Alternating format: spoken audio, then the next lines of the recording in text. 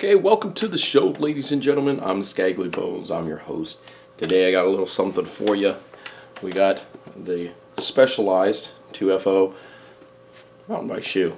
Okay, now some people might call this a city shoe or a commuter shoe, but this is in kind of in response to a lot of other companies out there that are making a dedicated downhill style flat pedal, clip-in pedal type shoe, especially for the crank bother mallets and such. So this is kind of their new shoe for that, and they have a couple of different models. They have one that's all lace, and then they have one that's a bow dial. And the all lace model starts right at about $120, and your bow dial system is about $150. So you're not paying much more for the bow dial system. Well worth it.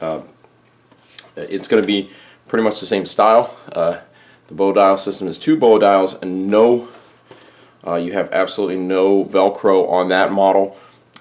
It's the same number of the shoe. Is still the 2F0 or 2FO. I don't know what that is, if it says 0 or no, it doesn't really matter. It's pretty much the same thing. It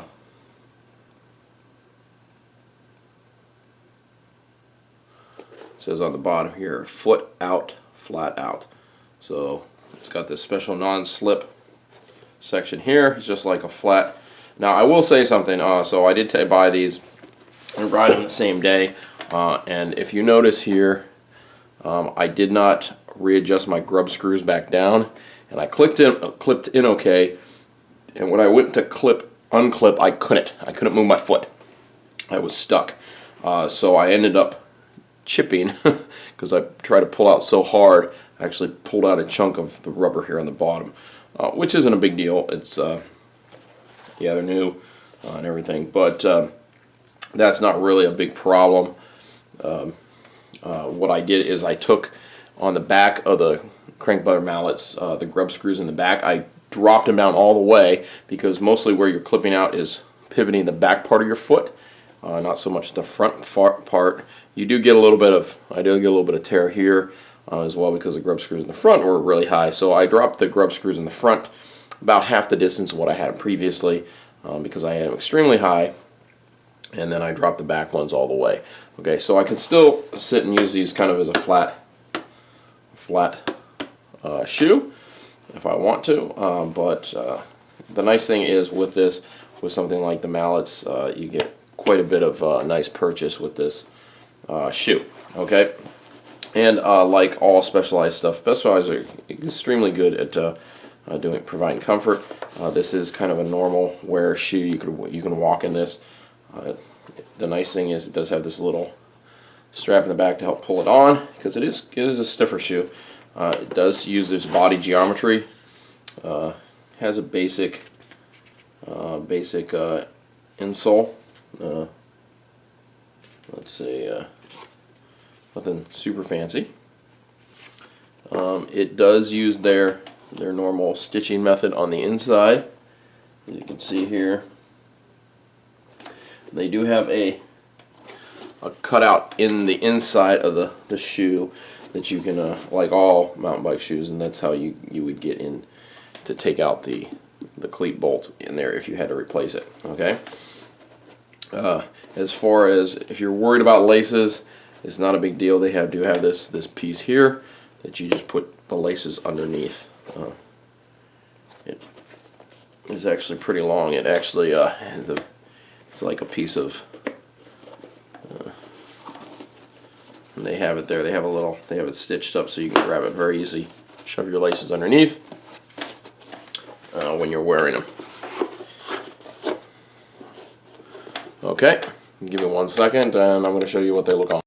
Okay, so as you can see, I have one laced up, ready to go. It tucks under there real nice and neat, just like any of the other mountain biking shoes that have laces. They fit really well. Very comfortable in the toe area. They don't have any ventilation, but then again, if you're mountain biking most of the time, you don't really need a ton of ventilation to begin with.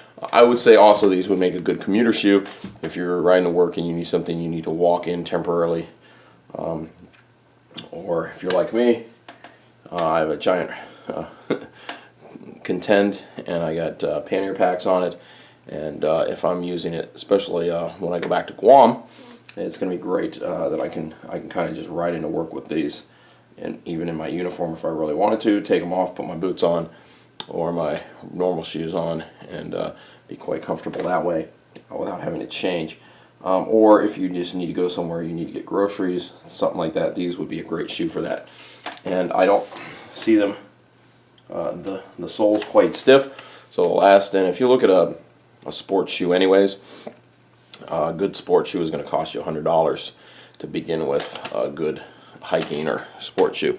So within the realm of reasonable price range, I think these are very reasonable for cycling shoes.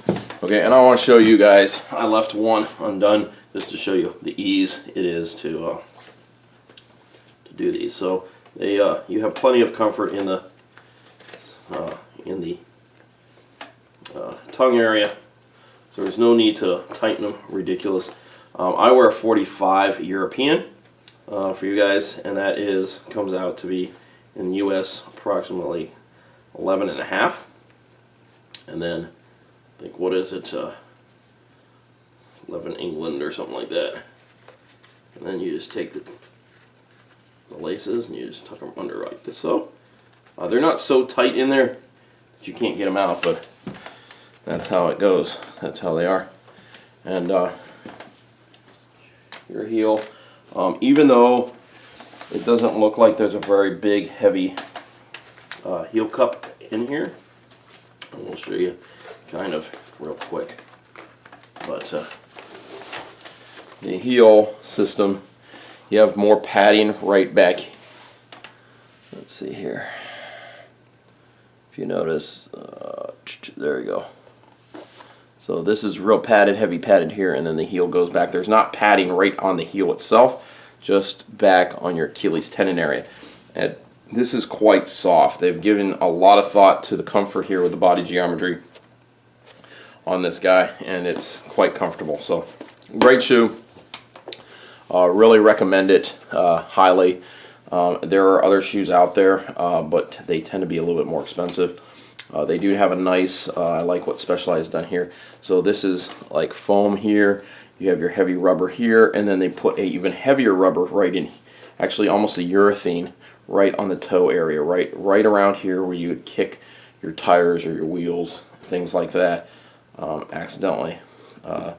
So it's kind of a nice rugged shoe. There are, I would say, probably, not saying that there aren't better shoes out there, but you're going to pay a more premium price for them, and I think you're getting actually a very good shoe for the money.